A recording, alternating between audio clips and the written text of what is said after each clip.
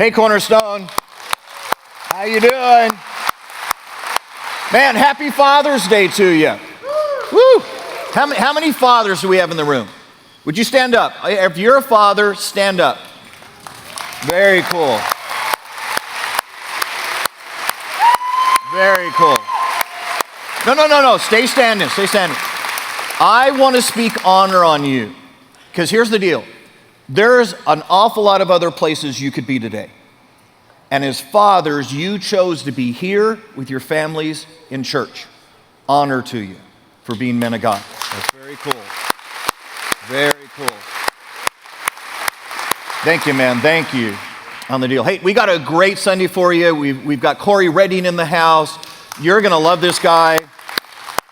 You really are. He's got a great story that involves just manhood and being a father. And I just think you're going to be blessed out of your socks.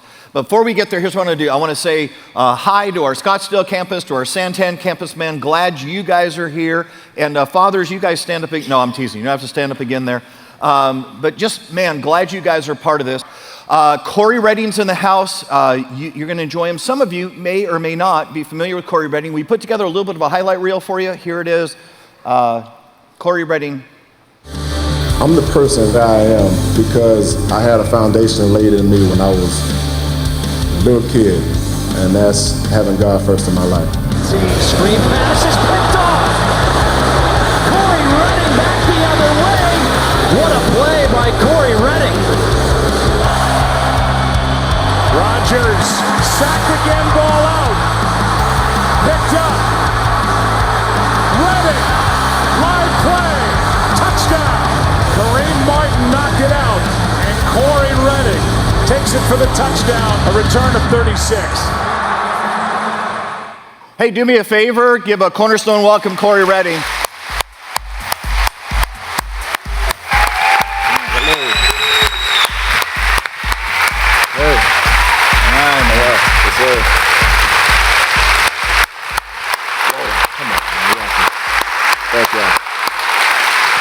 So, dude, when they put the highlight reel together, some of my favorite moments from last season were Cory Redding moments.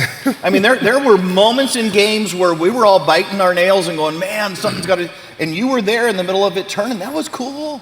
Well, whenever we needed the joke, they called the old man to go in. Well, there you go. I mean, but here's the part that I got to ask you about.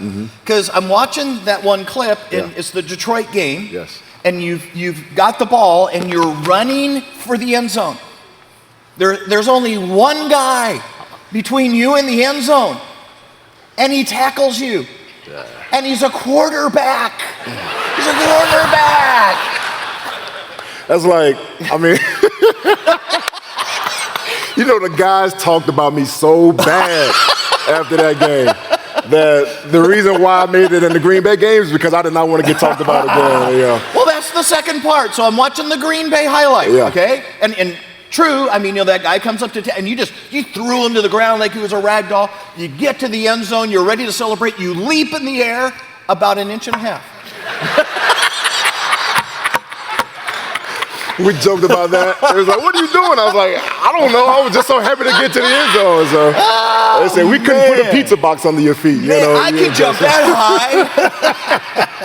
Yeah, that didn't showcase my vertical we skills. are so glad you're here, man. Yes. Thank you. Thank you for being part of this. So I want to back your story up because I know there are people in the room who don't know your story. You're a kid playing football in high school. You're just excelling as that happens. Matter of fact, when you finish your high school career, you end up being the #1 high school recruit in the nation coming out of high school. What's that like? It was insane. I had no clue that football and all of the things I've done on the field would, have me labeled as not only the best player in my little neighborhood, the city of Houston, the state of Texas, but the entire country. Yeah. That was very overwhelming for me. I didn't understand the magnitude of that at that time. But as my life evolved and I continued to just excel at football, I realized that God just had his hand in my life at different times that was setting me up to be on the grand stage to not only play in front of millions of people on TV, every given Saturday or Sunday, but also able to spread the gospel and sprinkle seeds in people's lives as I continue to play and evolve as a man. And so that's what God was doing. Yeah. He was building me up along the way, and I had no clue. I was just playing football, a kid's game. So you're coming out of high school, #1 recruit in the nation. Unfortunately, you signed with the University of Texas and not ASU, right? No, I'm teasing, man. Great school. You end up playing at the University of Texas and had just an amazing career. Matter of fact, I think you were inducted into their Hall of Fame just recently, right? Yep, UT Hall of Honor. I was inducted for a lot of cool things I did on the field, but it was hard. It was hard. I came out to the desert, and I saw all the mountains and the heat, and I love the sun, and it was part of my recruiting trips, but I wanted to stay close to home and chose to go to UT. We were #2, right? Yeah. Okay. All right. So you end up having a 13-year NFL career so far. We don't know what's going to happen this next season. Yep. The average NFL player plays less than 3 years. Oh, yeah. Which means you're really, really mature. Experienced. We don't say the old word. You're a veteran, man. We don't say old. We say mature. But all the guys. All the young rookies coming in this year and the last couple of years. It was born in the early '90s. They were like, man, we used to watch you when I was in 6th grade. And I was like, 6th grade? Let me carry the 2. Let me see how old you are. Man, you know what I'm doing. And we're joking, but dude, anybody who plays 13 years, and again, we're hoping maybe a couple more, but that's pretty remarkable. Yeah. That's pretty remarkable in the NFL. You've played for 5 teams. Tell us the teams you played for. Drafted by the Detroit Lions. Played there for 6 years. Lion fans in the house. And then I went over to that's painful, dude. Man. That's painful. Then I went over to Seattle for 1 year. It's okay. Went there for 1 year, 2009. Then I flew all the way east to Baltimore Ravens, 2010 and 11. And then followed Chuck Pagano to Indy for 3 years. And then flew down south to the desert to join up BA and Betcher in 2015 for the Cardinals last year. Very cool, man. I'm glad you did.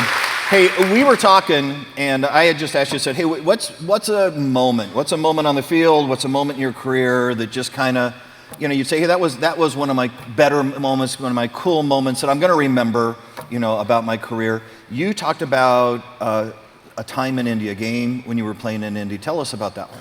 Well, it's kind of hard to just single out one particular moment. Playing 13 years, I've enjoyed a lot of NFC and AFC championship games and played in a lot of great games. But one that stick in my mind and in my heart forever would be following Chuck Pagano to the Colts. And, in our first year there, he is diagnosed with leukemia. And he started to go through chemo throughout training camp and was in the hospital from that point on. We didn't know when we was going to see him. We kept the light on. Everybody saw 30 for 30. So we're getting ready for Green Bay. Green Bay's rolling. They're hot. Aaron Rodgers and crew, they're really tearing folks up. And so, we're rebuilding the defense, rebuilding all these different things in Indy. And then we get word that Chuck will be in the building. He was in the owner's box, and he was going to be in the building. So for me, it was a different feeling than just wanting to win a football game because at the end of the day, we play a kid's game. And at the end of the day, every time we relate games to war and stuff. Yeah, we're going to go out on the battlefield and all this stuff. But in the end, it's a kid's game. And when the clock reads 0, we're going to go back home and, But this guy, Chuck, is fighting for his life. We're fighting for just a football game. Yeah. And so as big as everybody wanted to make it, I was more concerned about my friend and his life. So him being in the stadium, we're getting our tails kicked. It was like 20-something to 3. And at halftime, I felt this spirit of fear, spirit of defeat, and I had to rebuke it. And the biggest, I was just like, get out of here, whatever spirit you are, we don't need you in the place. We got to come out here and win this game because this is bigger than just a game. It's about life and fulfillment of life. And so I said a whole lot of other choice, motivational words to my teammates to get them going. Yeah, locker room words, maybe not church words, right? And, went back out on the field the second half, and we kicked their tails. We ended up winning the game, gave the game ball to Chuck, and it was just an overwhelming experience for me because that's something that I would cherish forever. We're out there playing the kids' game, and life is so much more important than just baseball, basketball, sports, whatever you want to, idolize or what people want to do. Life is more important. People are more important, so invest in that because that means more. Yeah. Hey, I think what happens also often is that we see guys like you and you're bigger than life. And we look at you and we go, man, I mean, talk about a blessed life. You know, this guy's got all this physical talent. He's been able to play in the NFL, garner pretty good salaries. And we just go, man, you know, it's all been good. And what we don't realize is that there's the professional life and then there's personal life. There's real life that goes on the rest of the time. And the reality is your personal life has had its share of bumps in it, beginning with the fact that when you were 2 or 3, your dad takes off and leaves your home. Talk to us about that a little bit. Well, you know, growing up, my mother never wanted to say anything bad about my father. She never wanted to be the woman to just paint this picture of this ugly monster that her kids would go up resenting. You know, she wanted us to make our own decisions. And so she basically kept it from us, but my sister, she was like, I'm gonna tell you what you'll do. But, you know, I had to realize that my father made some poor choices. You know, he did some things that I would rule as not very manly. I don't believe putting your hands on a woman is very manly. I don't believe forcing anything upon a woman is manly.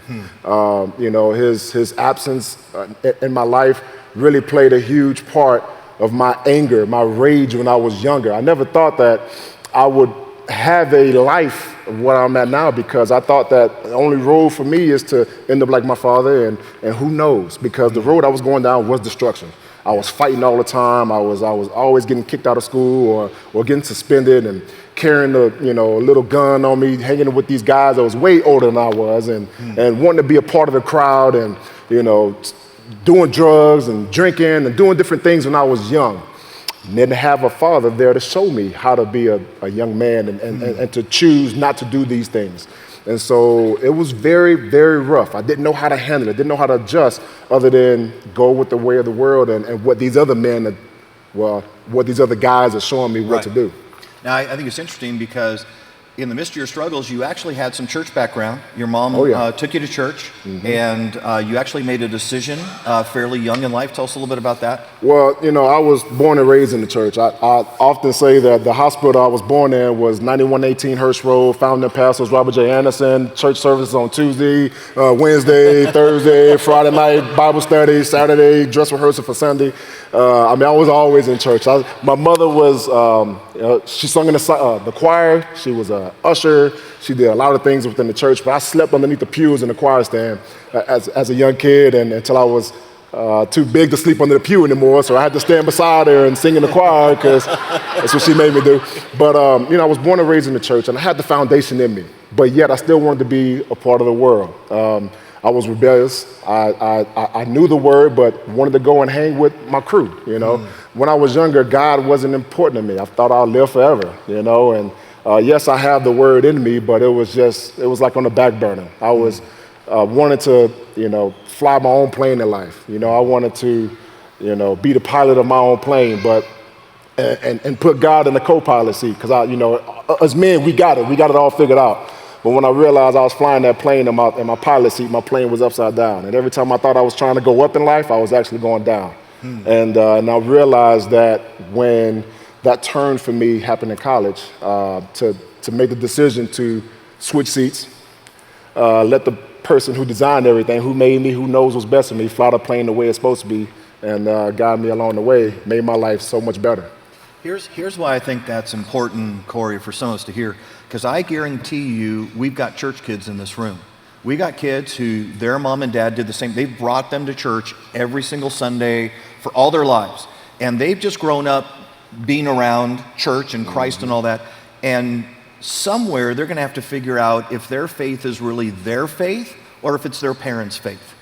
And that's a big deal. That's because if you don't figure that out, somewhere you're going to get out in life, and life is going to overwhelm you. Yeah. And I just want to say, if you're a young person in this room today, there's going to come a moment you got to stop riding mom and dad's coattails and decide that your faith in Jesus is your faith in Jesus and not your mom and dad's faith in Jesus. Right? Yeah, we can't get to heaven off of what grandma did or your mom and dad has brought you to church. We have to decide. Us as individuals, young or old, have to decide one day, I choose to love God. I choose to follow Jesus. I choose to be the person that he's called me and created me to be. We have to make a decision. My daughter, I think it was last summer or two, after teaching them how to pray, teaching them the word of God and showing them different videos and stuff, my daughter walks up to me and said, Dad, I want to get baptized. Whoa. I was like, whoa, for real? She was, I want to be baptized. Do you know why? Yes, and so she knows Christ died for her. She knows she's a child of God. She wanted to have a deeper relationship with him. And man, I called, hey, Pastor, we got to come over to the house and my daughter want to get baptized. And it was such an unbelievable experience because it let me know, confirmation, my wife and I are doing everything that God is instructing us to do to lay the seeds in our kids' lives to be men and women of God. Yeah. Now, I want to back this up a little bit, Cory, because here's what I think happens. I think we look at you and we go, okay, you're a man's man, dude. You're big. You're and I mean that in a good way. But and so I think we look at you and we go, look, there's nothing gonna mess this guy up or hurt this guy, and yet the reality is, you talked to me and you said, man, the absence of my dad messed me up, and I lived a whole bunch of years with just anger in my life, and that anger fueled a whole bunch of just horrible decisions for you. So walk us through that a little bit. I was #1 player in the country and coming out of high school, not because I lifted a lot of weights and ran fast or watched a lot of tape. I was #1 player in the country because I put my father's face in the helmets of the guys that I played. I was so angry at him that every team, every game, every player I went up against, I tried to just tear him apart. That's the level of anger that I have from my father, the hatred I had because he was never there in my life.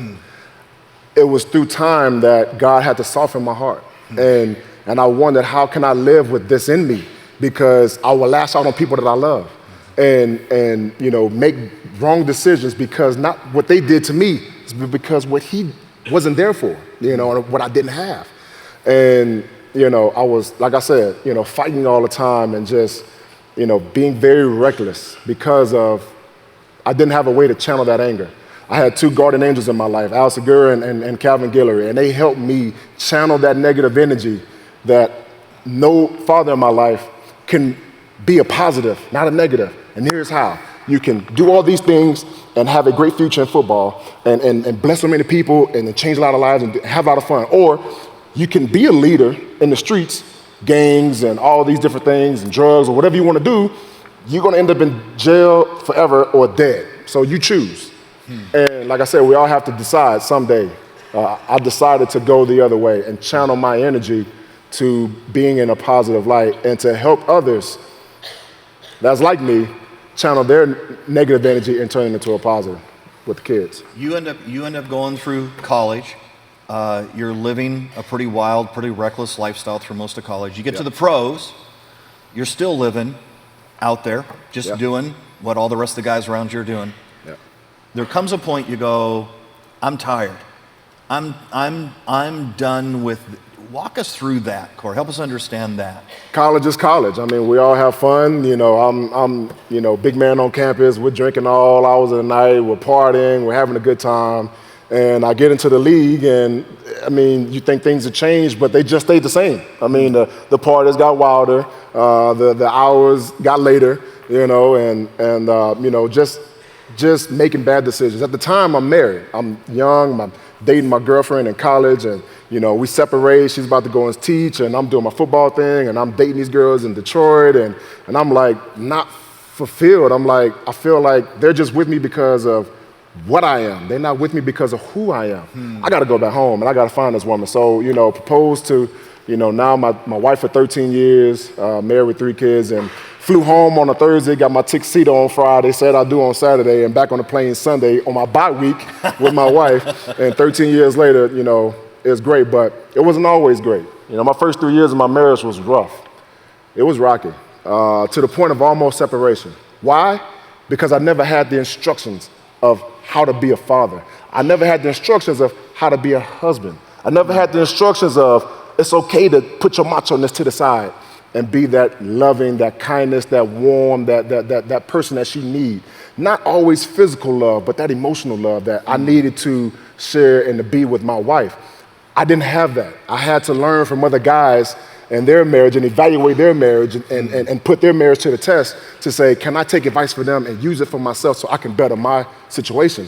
And it was, some men in my life that really helped me and guided me in that way. And once I understood that, that's to the point where I got tired. I got tired of the late nights. I got tired of the drinking. I got tired of staying out and just being with my boys. And in the summer or spring, basically, like the third year, fourth year in the league, I just basically made a 180. Almost like just turned around and just got on my knees and said, Lord, please forgive me. I'm so sorry. I need you. I can't do this by myself. And that moment has changed my life forever because he's taught me and he's putting people in my life to show me how to be a husband, how to love my wife, how to be the protector and the provider, and how to be a father to my kids, how to be a dad to my kids. We all are fathers when you have a kid. It's on your birth certificate. You are the father. But it's something special you have to do to be a dad. And that's something that you got to earn. It's not given. It's not given. Cory, you said to me, it was like in that moment when you turned and you said, okay, God, I'm done and I'm ready to be here, that God almost like said to you, I've been waiting for this, right, on the deal. And that literally getting your heart right with God started taking being a husband and taking a father, at least in the right direction for you, right? Yes, life is not complicated. It's easy. All you got to do is just open the book. I call the Bible the book because it's a lot of stories. It's a lot of life lessons in there. But when I realized to be the best person I can be, I need to have the best person with me. Whenever you go to the gym to work out, by yourself, you get to a point where it gets tough. You don't want to hit the extra lift. You don't want to have to hit the extra set. You don't want to run that extra lap. You want to give up. It's easy to give up when you're by yourself, but when you have someone stronger than you that you can pull on, you can lean on, you can say, Lord, I need you, man. I need you to come through in a big way. He's always been there. All he's asking is for you to just trust him and come to him. And when I did that, Pastor Linn, my whole life changed. And he just kept revealing himself time and time again to me and showing me he's always been there and saying, thank you, son, for coming back home. And I knew you can do it. I knew it was tough and you wanted to give up, but no matter how dirty your dirt was, I still forgive you. I still love you. Wash all that stuff away and let's go forward. Here's why I think that was important for some of us to hear, because I guarantee you there's some men in this room right now and life feels really frustrating. Marriage isn't going the way they thought marriage was going to go. Kids is harder than they thought kids was going to be. And there's a good chance for a whole bunch of us that just kind of getting things right with God would push the rest of this in the right direction. It may not fix it all, but it would get us going in the right direction. And we've been resisting that. We've been struggling with that. And maybe the best thing that's gotten said in this room today for some of us is to say, hey, fix it with God and let God help you fix it with the rest on the deal. So thank you for saying that, man. Yeah, no problem. Here's what I think is super cool, Cory. You grew up without a dad, and yet you're rewriting your family's legacy. You're saying, hey, I didn't have this wasn't part of my life, but that's not going to be the story of my kids. And the Redding family story is going to be different because of who I choose to be. Talk to us about what you're doing to be a husband, to be a dad. When you serve a real God, you face a real enemy, all right? He's going to put roadblocks in your way. He's going to do things to keep you off that path. There's generational curses that we all have in this room. Folks say you're not going to be better than this, or you're going to be just like that, or you're only going to go this high in life and all that kind of stuff. No. I chose to break these generational curses starting with me. I can't look and say, well, we're in this situation because X, Y, and Z. No, it's got to start somewhere. So be bold, take the responsibility, and let it start with you. Let it manifest throughout the rest of your family. As men, we're charged to lead. We are charged to lead, and it's okay. Joshua was scared in the Bible too before he went to Gideon. He was scared, but God told him, don't be afraid, for I have overcome them. So it's okay to be afraid, but still accept the challenge. Take the responsibility of being a father, earn the title of being called a dad, and just live the life the way God intended us to be. men that fear him, that love our families, and being leaders of our families. And that's what I chose to do, to change my family's legacy, break these generational curses, and equip and empower my children to be God-fearing people that's just going to carry the Reading name in a different light moving forward. What's behind us, that's what we learn. But we have the ability to make a decision to change it moving forward. So we're going to do that.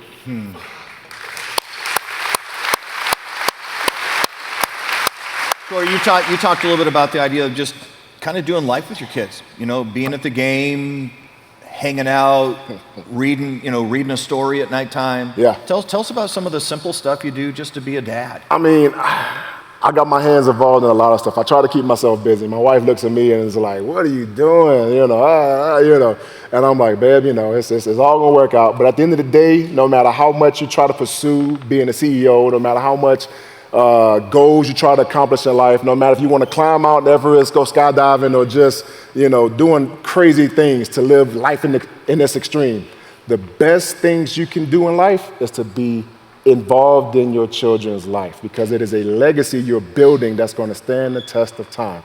I enjoy reading bedtime stories with my kids, getting on our knees and we're praying, throwing a baseball at my son, so he can hit it and see how far he can go, watching them swim in the pool, learning how to ride a bike in the street, climbing a tree. I mean, involved with my kids as much as I can. And I get so much fulfillment out of that than anything that I can do on a football field or in the world of business.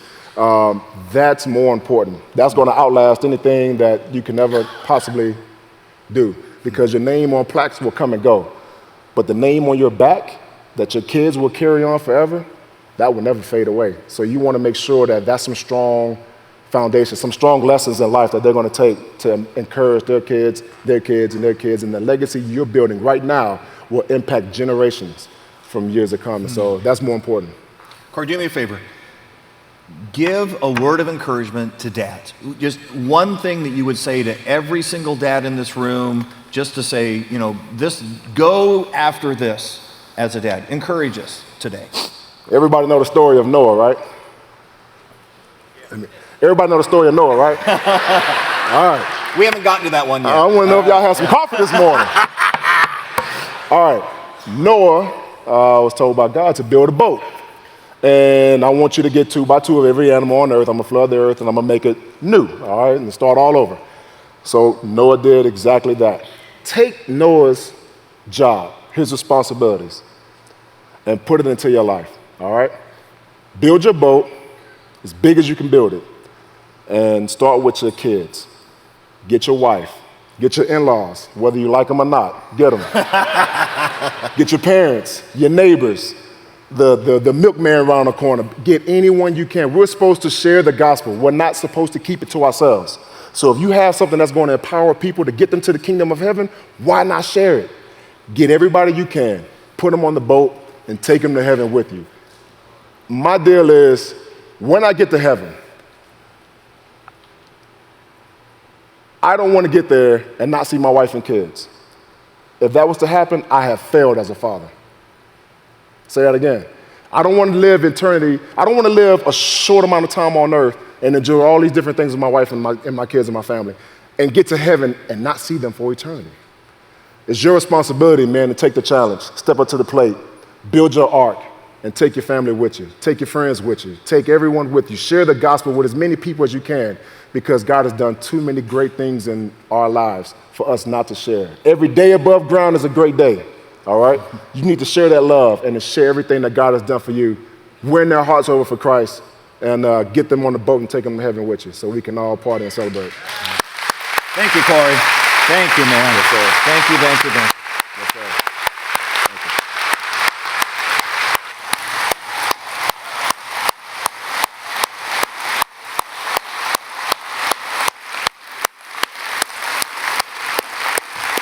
Hey, go ahead and grab a seat real quick.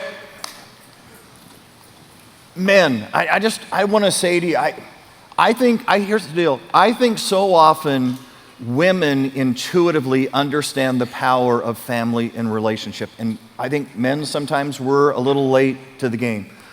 But can I just tell you, there is nothing more powerful than the influence of a father. And being a father is not bringing home a paycheck. It's not. It's taking the influence that God has leveraged in your life and leveraging it into the lives of your kids. We celebrated Father's Day last night at my home, several generations in the room. I looked across my kitchen. There's my son with his wife, Amy. She's pregnant with their first child. And I'm just going to tell you the pride of knowing that my son is building a godly Christian home. Man, that outweighs the pride of, I think, just about anything else I've ever done in my life. And man, I'm just telling you, this is where you make your mark. Nobody's going to care that you were CEO of anything.